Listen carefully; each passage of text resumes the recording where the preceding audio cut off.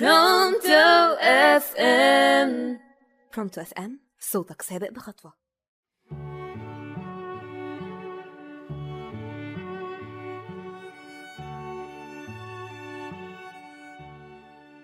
ينمو الأطفال في عالم محاط بأجهزة إلكترونية مزودة بالشاشات، وهو ده عنوان حلقتنا النهاردة مع لمياء زهران في دماغ تانية على راديو برونتو، صوتك سابق بخطوة. وهنبدأ يومنا بصباح الفل وصباح كل حاجة حلوة.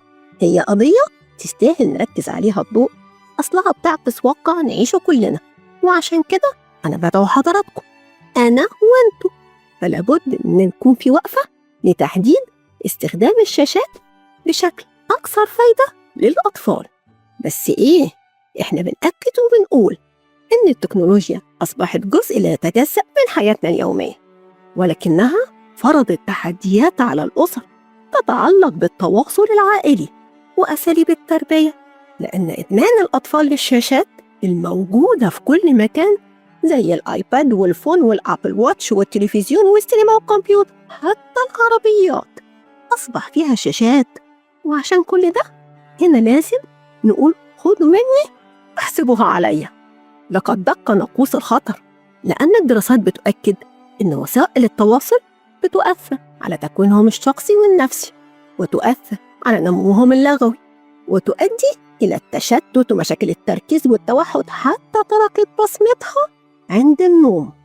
وقد حذرت يونيسف من مخاطر الألعاب الإلكترونية المميتة والاستدراج الإلكتروني للمحتويات المضللة لتشجيعهم على جرائم إلكترونية زي النصب والهاكر، وممكن تغير سلوكهم لعنف أو كره أو تنمر وحاجات تانية كتير.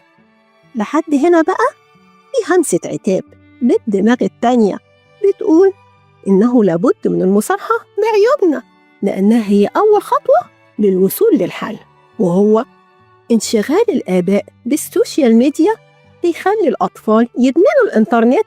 الغريب بقى في الأمر إن في أسر بيتواصلوا مع بعض عن طريق التواصل وهم في نفس البيت.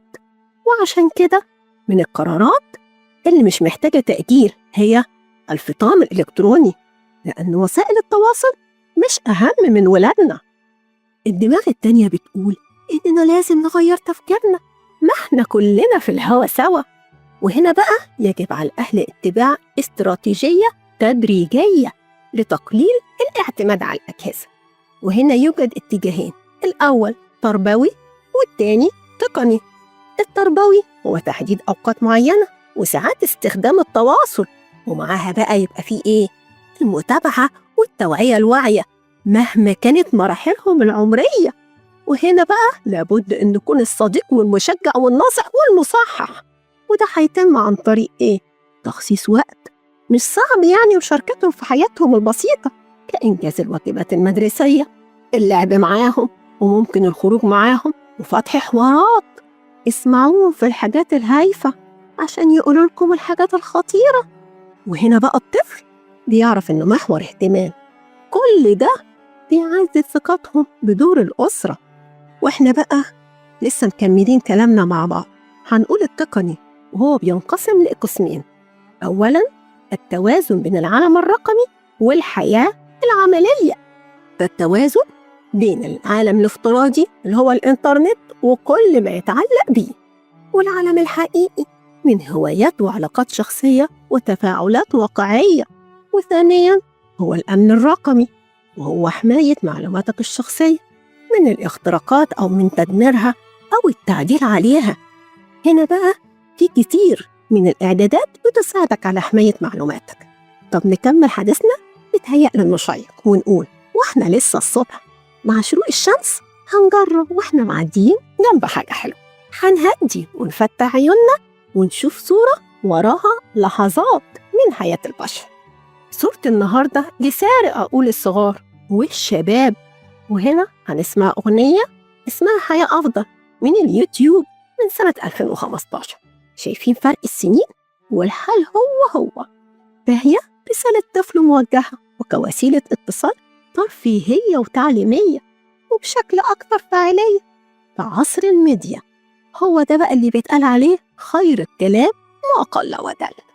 أنا عندي كمبيوتر جوه ألعاب كتير، جديد وشاشته كبيرة أحلى من بتاع الجيران، وبقيت شاطر في لعبه، تبهرني الألوان، مش فاضي لأي حد، وبقى وقتي مليان. وفي صاحبي يكلمني قال لي يا عم أنت فين؟ مبقاش حد بيشوفك نلعب ماتش أو اتنين. أنا كنت لاعب كورة في الشمس والهوا، وكنت شلة كبيرة على طول نلعب سوا. أيوة بحب الكمبيوتر، لكن بقيت لوحدي ونسيت نفسي وصاحبي اللي أغلى حاجة عندي. صاحبي بيكبر معايا، بيسمعني، صاحبي بيحس بيا لما يسأل عليا. صاحبي مش كمبيوتر، صاحبي زي إنسان، صاحبي عنده قلب، عنده عينين وودان. بعد ما سمعنا وعشنا صورة فيها فكر ومنهج واضح، يلا كلنا صوتنا يسمع هنا وهناك ونقولها مع بعض واحنا بناخد صورة سيلفي معاها تعليق مش بالذكاء الاصطناعي، عشان ممكن التاريخ يقول كلماته إن هناك أصوات بشرية قالت سنة 2025 أيها الشاشات رفقا بنا. وختاما مع أجمل مستمعين، نهاركم سعيد من رب كريم مع لمياء زهران على راديو برونتو.